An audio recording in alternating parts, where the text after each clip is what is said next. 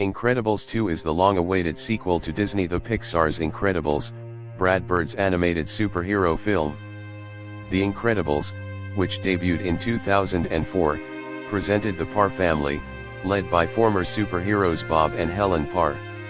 After public sentiment shifted against superheroes, Bob and Helen were transferred and raised their 3 children in suburbia, where they and their children had to become superheroes in order to combat a supervillain.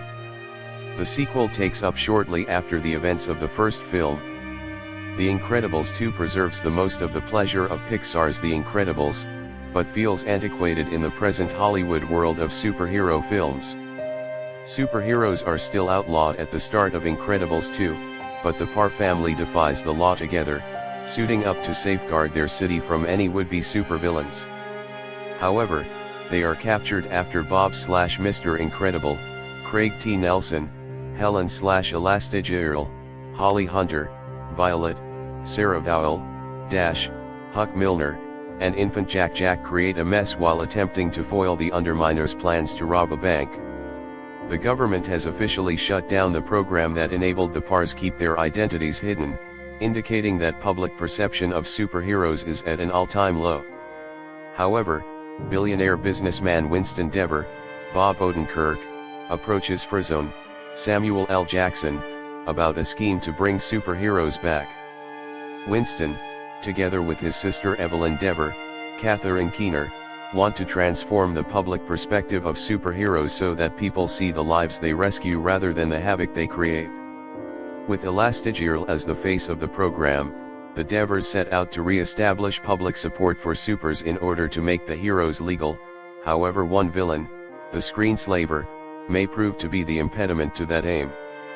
Meanwhile, with Helen gone, Bob is left to oversee the family.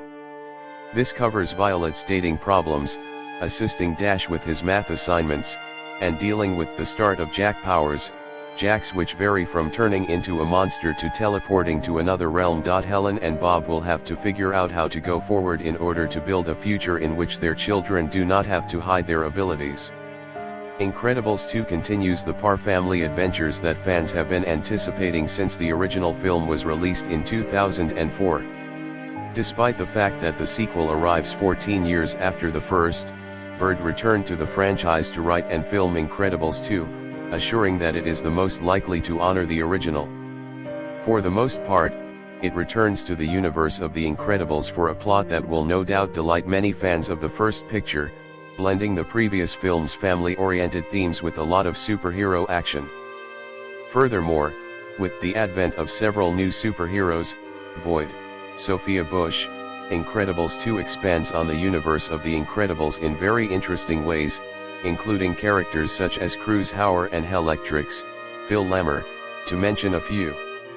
Having said that, the dynamics in the Parr family appear to be terribly outmoded. While Incredibles 2 tries to take a step forward by placing Elastigirl in the spotlight, this narrative is executed with highly stale clichés about family dynamics, effectively causing the film to take 3 steps back. For most of the film, Bob is envious of Helen for being picked to manage the Devers initiative, especially because he is struggling to care for his own children.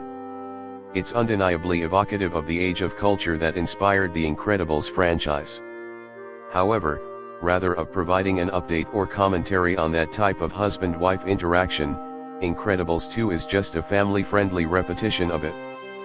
Furthermore, while developing Jack's talents allow for a number of entertaining scenes throughout the film, particularly one involving a raccoon, Violet, and Dash's arcs exist primarily to assist Bob's own plot about learning to care for the home. Violet's narrative has a lot of promise, especially in terms of addressing how a child with abilities growing up in a society where superheroes are outlawed may alter her sense of self. Her narrative, however, is reduced to either focusing on her dating life or offering an obstacle for Bob to conquer. Dash enjoys less screen time and, as a result, less development, serving mostly as humorous relief. In Incredibles 2, there is adventure to be had, and savored. The Pixar sequel's animation is undeniably lovely, especially with the nostalgic influence of The Incredibles' environment. Elastigirl, Violet, and Jack get to show off their aesthetically appealing superpowers in a variety of spectacular action scenarios. Furthermore, with the advent of new superheroes and their various powers, Incredibles 2 takes opportunity to create action scenes that a studio, no matter how advanced visual effects have grown, would never be able to pull off in live action. The Incredibles 2 set out to provide even more ambitious and aesthetically stunning action moments, and the film more than succeeds on that front. One particular fight between Elastigirl and Screenslaver especially stands out. Finally, Incredibles May 2nd reward fans of the first film with another thrilling adventure with the Parr family.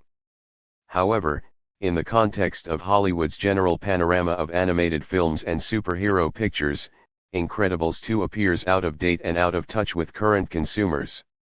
The sequel exploits too many outdated tropes and prejudices to actually seem fresh, and it lacks strong family relationships to provide depth to the magnificent graphics.